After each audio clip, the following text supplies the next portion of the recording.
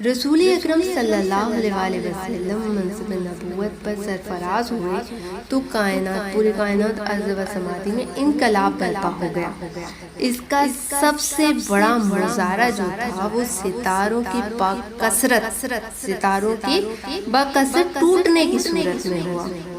Actually پہلے جو جنات تھے وہ آسمان کے قریب جا پہنچتے اور وہاں جو بھی باتیں ہوتی وہ سن لیا کرتے تھے، لیکن حضور صلی اللہ علیہ وسلم کی آمد کے بعد ان کی آسمانوں تک آمد و رفت بند کر دی گئی۔ جو ہی وہ آسمان کے قریب جانے کی کوشش کرتے، وہ جن جو تھے وہ جیسے ہی آسمان کے قریب جانے کی کوشش کرتے تھے تو ان پر ٹوٹنے والے ستاروں کی بوچھال ہوتی تھی۔